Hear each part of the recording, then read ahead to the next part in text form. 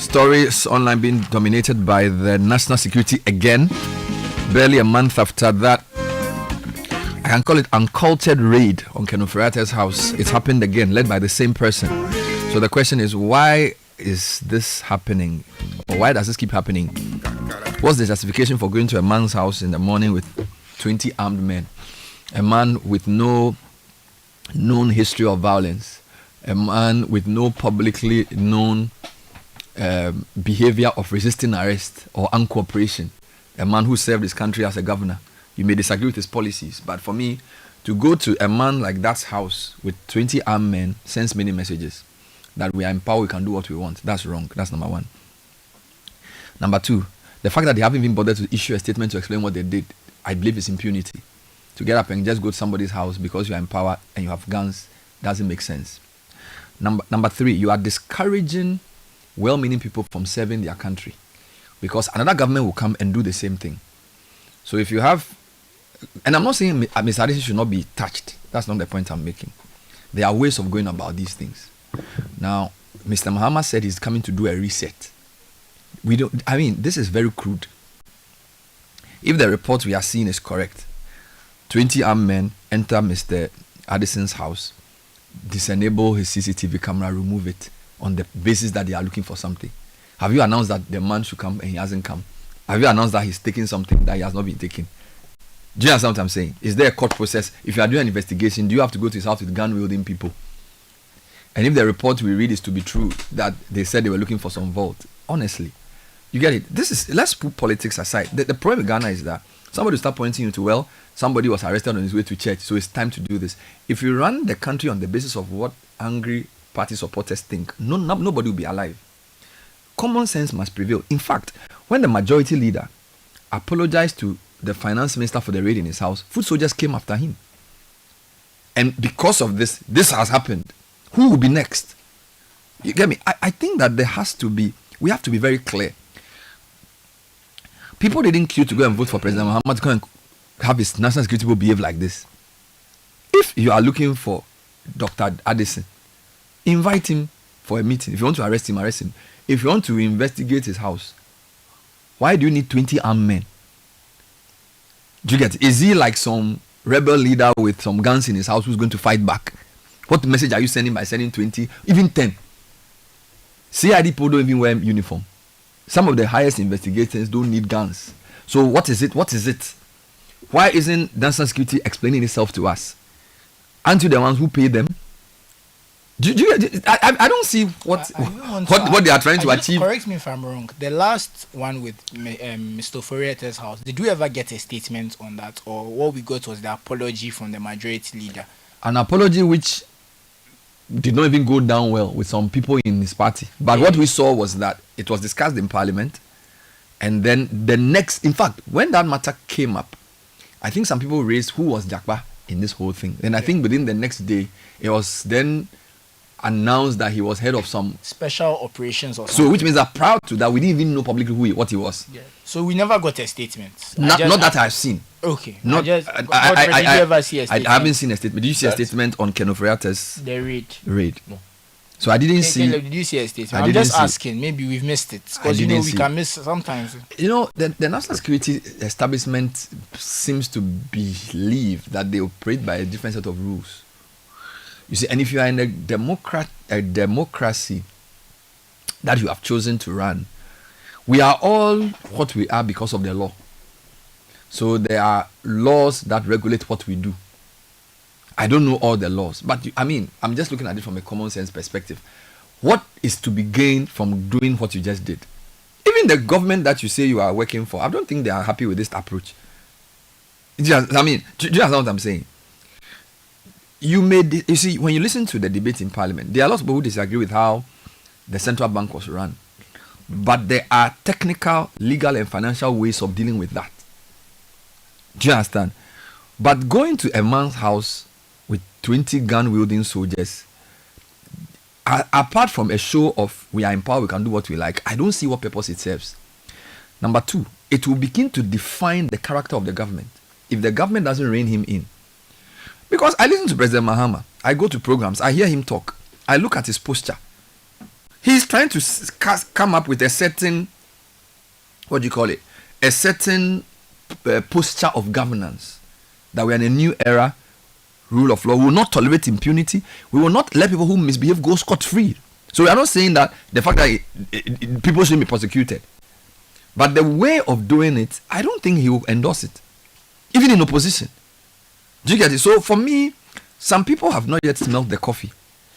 They are misinterpreting the mandate. They think that because two-thirds majority means you can do anything. No. People are saying we're so unhappy with the previous government for impunity. We didn't vote for new impunity. Do you get it? So I feel like people they say, oh, Charlie, right now there we have power, we can do it. No. And the other thing is that goodwill can be eroded faster than it is gained. It took Mahama 8 years in opposition to get the kind of thing he got. Somebody can spoil it in 1 month. And if NDC people are listening to this program, they need to begin to act quickly, because this type of thing is not going to say. And this is another thing. I don't know whether they think that because people were so hurt by the financial sector that they would need to see some public humiliation of those who were running the sector. That's not how it works.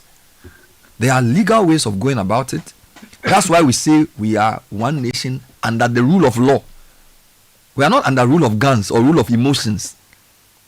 Do you understand what I'm saying? So if no matter how virulently you disagree with somebody, there's a way of going about seeking redress.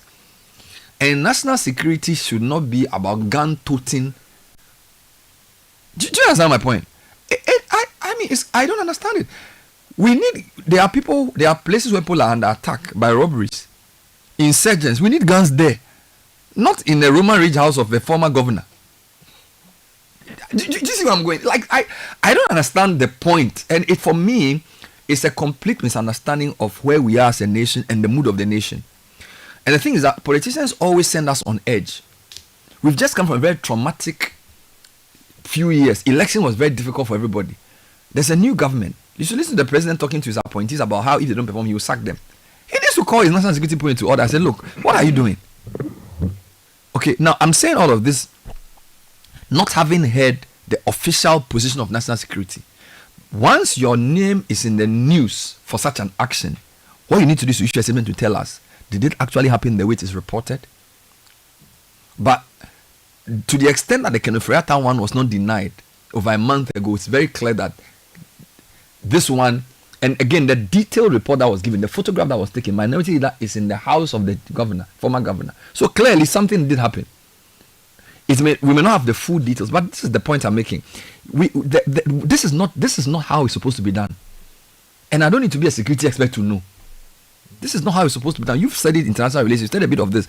Even of course, I know that the national security laws give some leeway to searches without warrants.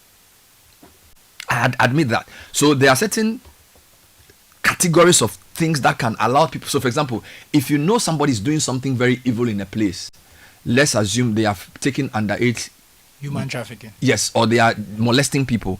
You don't need that. You can go and do what you have to do. You get, and that one will support you because you are saving lives. But my question is, somebody sitting at home with his wife and children.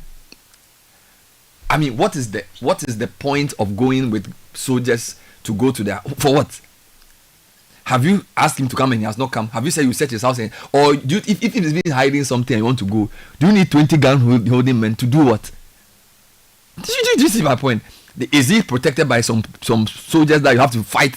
They say he had security, but we don't know. But if he has security, that's probably state security, which is under your control. I don't even know if it's state. It might even be security. Guys, you see, for me, this is my issue with Ghanaians. Let's put the nation's interest ahead of all our partisan sentiments. Because yesterday we were told that partisanship is what's destroying free SHS. It will destroy the country. Budget debate is partisan. Now discussion of national security too is going to be partisan. So when you were born, were you like, I don't understand, like, why can't people simply see that there are certain things that people do that is just not right, that we need to place the country's interest at the heart of everything we do? I don't know the commentary you are reading, whether it's partisan, but I'm sure there are people who defend this and there are people who condemn it. Some on partisan, some on nationalistic. I mean, it's a mix. So I think a lot, generally, the more common sentiment is that this is not the way, because you see comments like, "Hey, what sort of AE is this? How can you be doing this? Are we in a banana republic?" These are the type of things I'm reading. So, and then you have other people who say, we don't like, okay, they are arresting criminals. Addison printed 60 million illegally. Should he not be arrested? But what kind of logic is that? No, and that's the point. Okay, what law? On what law? Printed money and et. Do they even understand what it means to print money? And if somebody printed money and the macroeconomy is destabilized, when the finance minister read the budget, did he call for Addison's arrest? Do you know more about economics than the finance minister? When we went to the national economic forum, did anybody say Addison should be arrested? He was even there to contribute to national discourse. Why wasn't he arrested there? Yeah, and like you said, when you are let's not use reasons we don't understand to just justify things. Well, you mentioned the goodwill being eroded, and I think you're absolutely right. Quickly. I've seen a lot of people talking about the NDC, saying that this government is failing, that they've not started well, and I have to say I agree with you, because like you said, it's been 3 months, 60 something days. Honestly, I think this happening twice. If it happens a third time, honestly, and this I keep saying that they are misinterpreting the mandate. And I think MPP did the same thing as well. It's like, 2016, NDC will never come to power. Mahama, Charlie, they did Panchidada, blah blah blah blah blah blah blah. Did all the things they did, and the result was what we saw in 2024. Now they are on radio talking. NDC has a mandate to govern. Mahama, and you see, this is what even worries me. If you listen to the president and the way he's talking, yesterday when I was interviewing Pesa White, we actually read the statement Mahama issued to SOEs. Very serious, like warnings and things. You get it? And then 2 days later, somebody just goes to do this. Another week, somebody goes to do something. I'm like, you can't control everything. But there are certain things in Ghana we are sensitive about because of our military past. This issue of raiding people's homes and things, we are very sensitive about it. You get it? If you look at the killing of the judges, that thing is very traumatic for Ghanaians. So you cannot go to a man's house, especially not, and it's not like some Ataikan criminal who's being looked for, who has been terrorizing people. Do you get it? This is like, so if somebody now tells you to go and become governor one day, and you see what's even happening. So now the new governor, he himself, he was a victim of certain court things, and now he's gone through. So, and you see, we are not saying that people are above the law, but some jobs are highly technocratic and difficult to get good people to do. So the picture you are painting, meanwhile, there are people who have done probably worse things in the previous government who are still working free anyway. So I don't understand the idea around soldiers going to a former governor's house. I don't get it. And the worst part is they disabled the CCTV so we wouldn't see like the last time. If you have nothing to hide, why are you disabling the CCTV? I'm wondering, why would you do that? Look, there has to be a clear statement, and this is the other problem. We don't have a Ministry of National Security. They say it's under the Interior Ministry, and the Interior Minister is the de facto National Security Minister. Well, this is what they've said. I suggest that the parliamentarians list some questions for him today or tomorrow, so that when Muntaka goes to Parliament today or tomorrow, he's made to answer questions around the two incidents for clarity's sake, because I think that's the way to do it, since he's the minister in charge. You get it? Because I mean, I don't see how any of us, I don't see how the country benefits from this, and it's even distracting us from more important issues. Here we are talking about education, the way to go about free SHS. Cholera, 3,000 cases, 19 dead. Galamsey, minister trying to do one or two things. Yeah. You are training guards to go and fight Galamsey wearing white t-shirt and blue trouser. If you have people with guns, send them to the 2 remaining forest reserves, because the minister said he's reclaimed 7 out of 9. So the other 2 that the people are doing Galamsey, why won't you go there and go and fight the people? And you have trained people that they should do pili, and go and fight Galamsey as water guard. If you have people with guns, why would you go and fight Galamsey? Do you see my point? Like, and you are like, what is this? These are parts of the reasons people are even starting to get upset, because people are feeling, first of all, people are starting to feel like the Galamsey thing has slowed down. There's not enough action, and then you see something like this where it's like it's almost like governments conspire to destroy themselves. I mean, unless there's a certain logic in the way politicians behave that I have not learnt yet. You know, like maybe there's some Machiavellian or some higher reasoning. But from a very normal sense of view, I don't see how this is beneficial to anybody. You studied a bit of this, so you may help me. But me, I don't understand. I mean, that's why I'm listening to you, and you know, sometimes there are some deeper reasons, Bernard, or some intelligence information that we don't have. A month ago, you and I had an extensive conversation about national security. A month ago, and I spoke that day about the need to have clarity on its processes. I do not still understand why in the year 2025, in a country that considers itself a blueprint for democratic practice, at least on this continent, we still want to have conversations about or create a security entity or a security infrastructure that is opaque and create a myth of fear around that institution simply because it is an intelligence institution. That by itself is not intelligent. There's nothing intelligent about that kind of construct. So I get bothered particularly because I was aware about 3 or 4 years ago of attempts to make the NIB a very public-facing institution, although it deals with intelligence. There were attempts to put itself out there so that it would demystify its activities. It's not even why they changed the name. General populace about what it is it does. So when we had this conversation a month ago and I raised these issues that look, the way the NIB operates, citizens must understand that the way in which the NIB comes for Bernard Avle is the same way the NIB must come for Susu. It's the same way it must come for Godfred Akoto-Boafo. And the citizens must know these things because, why? When it happens, there are also legal recourses for the citizens. Exactly. Yes, so if the NIB does A, I as a citizen know that I will do what? B. Or I will do C. Yeah. On the matter of warrants, if you look at the Security Agencies and Intelligence Act 2020, for instance, it states pretty clearly what you are supposed to do when you are looking for a warrant.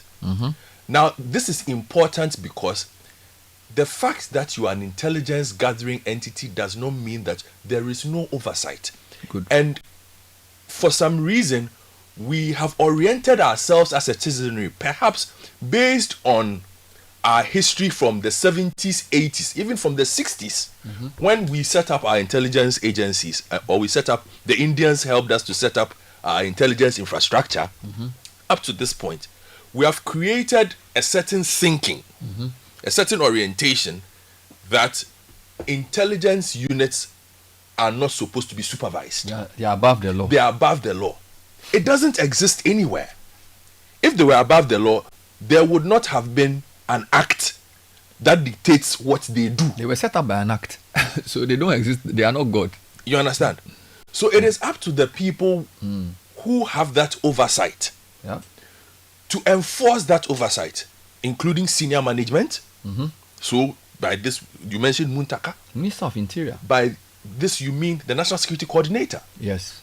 By this, you mean the head of NIB. The head of NIB himself. Yeah.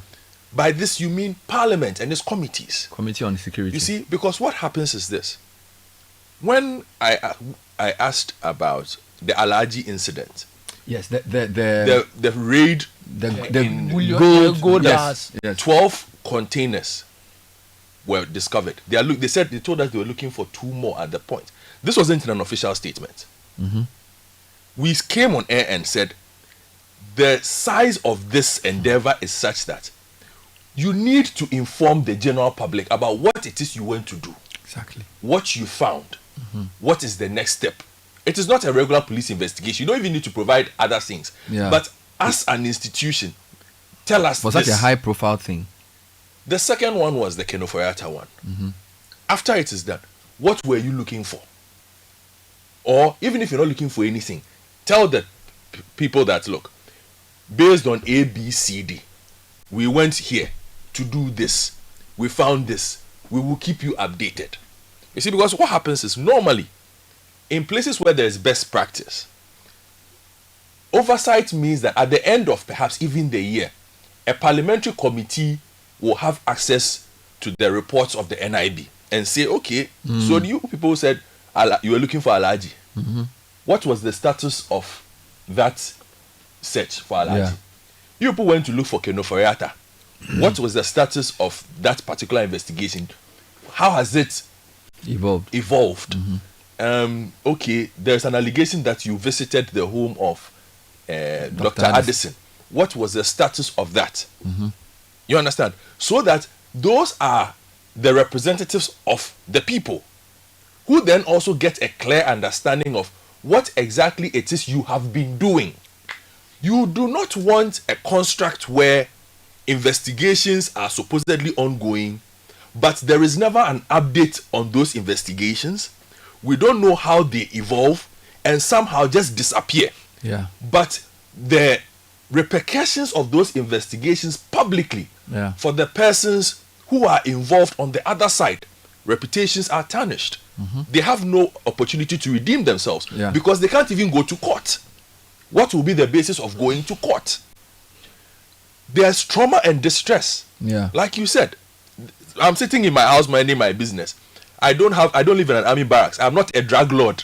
I am not anything. I run the Bank of Ghana. I don't even know if you've invited me. You've invited me or something. I am there. 20 men allegedly in balaclavas raid my house. I could even get a heart attack and die. It's serious. What will you say? You will say that, oh, we visited the house and the man died? You know, it's a serious point. You understand? That is why oversight is required. Yeah. That is why there is a certain room where we must act. They must ask themselves, these acts that we are undertaking, are they legal? Are they proper? Are they effective? Correct. Are they efficient? Very good. If you cannot answer these 4 questions for every process or every action you undertake as a national intelligence construct, there is a problem. Yep. So by all means, the national intelligence operations must work. But we must also understand that as an evolving democracy, as a growing democracy, this opaque construct that we are allowing to perpetuate acts of fear and terror amongst regular citizens because I don't know how a lot of citizens who were not even born in the generation of military rule, some way, somehow, still accept this type of thing, that a national security entity is supposed to behave this way. And so when you criticize it, they say you don't know what you're talking about. Hey, child, it is national security. Come and arrest me. National security is the reason why even at the ports there were issues with revenue collection, because it was so much abused that you go to the port and beyond the regular customs things you have to do, you will see some people in glasses say they are national security. They want to search you. And it was leading to so many problems at the port. So it needs to be reined in and supervised. You understand? So the people who have that remit owe it to themselves, owe it to the National Intelligence Service itself, and owe it to the citizens. You see, because if you look at the history of our national security construct, basically saw citizens as subjects. In the year 2025, we cannot allow that same construct to see citizenry as subjects. We are not to be coerced. No. That is why we are citizens. Yeah. And that orientation somehow must change. So again, by all means, go on your operations. And you see, the reason somebody will say, what is the basis of this early morning criticism? Because Assassin reported, or because Apenyo Malkin has tweeted, or because this. You leave room for that kind of conversation because you do not communicate your actions. Thank you.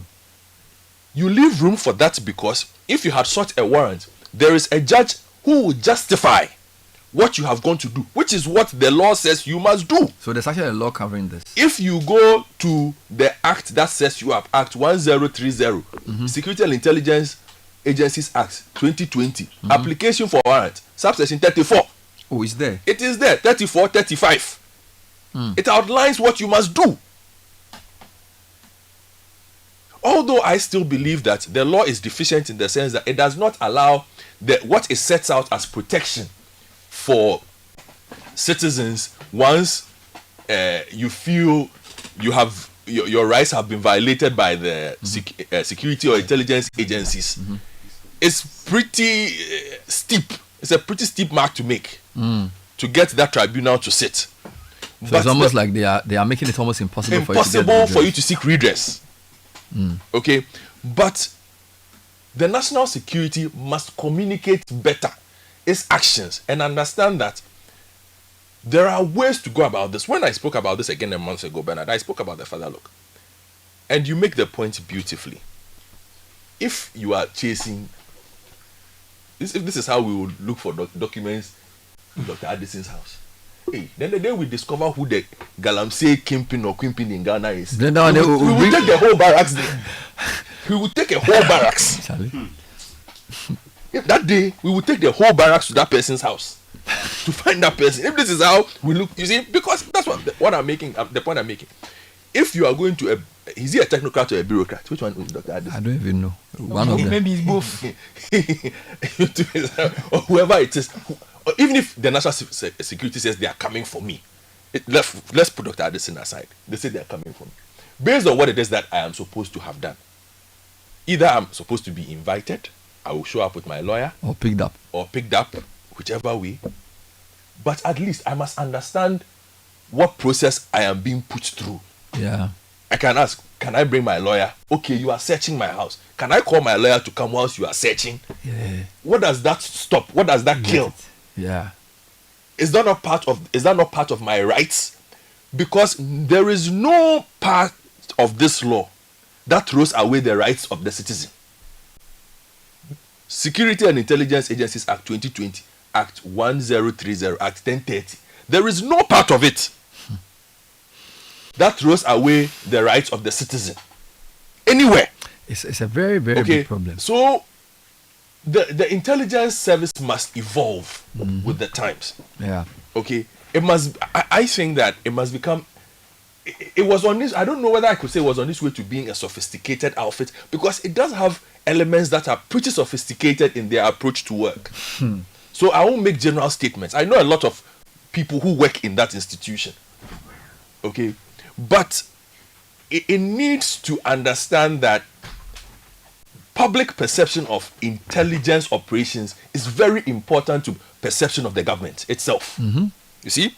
Because you cannot say you are a democratic government and then on the other half of the coin there is an organization that works under this so-called democratic organization that is allowed to run roughshod over citizens without due recourse to law, due process, without any kind of being reined in. It does what it wants simply because it is under the guise of national security. That is not proper.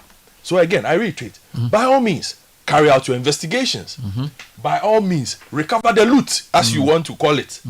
By all means, find whoever it is. But let us not use this method of, as you beautifully put it again, I will show you where power lies. I will embarrass you. Yes, you can embarrass me, but what if I am a person without shame? Would that put me in prison? Would that get back what you are looking for? Okay, you've embarrassed me, you've raided my house. I will still chop the money anyway. Find legal ways of doing this. And look, address the public on these matters. The things that you are investigating are not above us. Eventually, these matters will end up in court. That's essentially where it will end up. It will end up in court. You cannot, because here's the thing. The national security cannot jail you simply because he wants to jail you. You have to still go through court. You have to go to the court Well, anyway. isn't it better to start the legal way? So go legal. So that we will know that whatever process you go through is consistent. Okay, so let's look at a scenario. Reportedly, CCTV cameras have been disabled. And from where I sit, obviously looks like a lesson learned from the Kenofurata operation because images were shared. So you've gone to touch somebody's CCTV camera. You go to a court of law to prosecute this person. And the person says, oh, during the time of the raid, there was ABCD here. You have disabled the CCTV camera. Yeah. So how are you even? How are you even justifying these things, even for your own self? Yeah. It's a big problem. Okay, let's get back to the world of democratic modernity. Thank you. It is the path we have decided to set on. It does not exclude any institution that operates in a democracy. All of us are under the law. We are under the law. Do what you have to do, but do it lawfully.